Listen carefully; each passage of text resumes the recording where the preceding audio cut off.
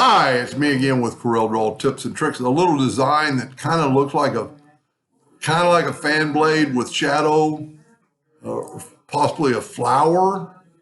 But the reason I decided to make it is so you won't have any front minus back or anything hidden. I'm going to take this thing and I'm going to show you a few tricks. If you hold down the control button, you can bring that corner in and bring that corner in. Then go up to, this is just how I made it. I was just playing. Take your shape tool and delete that, and you get quite possibly that. Well, no, we wouldn't want that shape. Let's say we're going to go with that shape right there. I'm actually going to take the smoothing tool, and I've got it set on real little. Let's set it on 2 inches and smooth that corner out a little bit. And then I'm going to leave it right there. Normally I like to put it perpendicular, but I'm going to Control D and make a duplicate, double click on the rotation and put it right there. And I'm going to rotate it 12 degrees. Now you can see that part of it is going to be behind. So what we can do is take the Smart Fill tool and fill that in and then delete these other lines. So now we just have that. Now at this time we could do anything we want to with it. I'm going to go to the interactive fill tool and I'm going to put black on this side this time. And then you can kind of adjust your lever and get it even. Maybe you don't want quite so much black, or a little bit more black, and maybe add another green to make it really green in there. And let's zoom in here so we can see better. And then just bring this black in a little bit.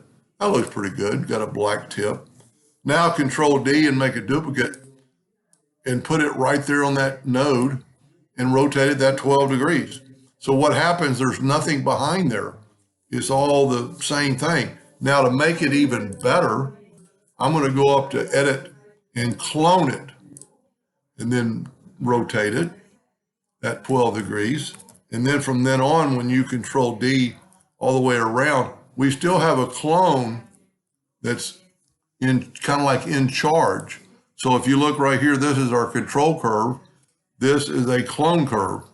So now we can take the interactive fill tool and we can change the blackness, and look, it's changing them all. I call it looking at it in real time.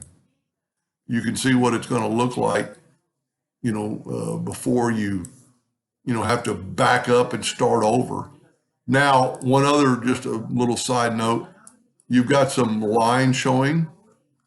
But all you have to do in this case, because it's black, is just select it all and right click black outline, and those lines disappear because we made them black. Pretty cool design. Let's look at that on a black background and see what it looks like. Sometimes it really makes it pop out. Maybe not so much in this case, but yes, it makes it look a lot different. Anyway, I hope that helped just a little bit. Thank you for watching.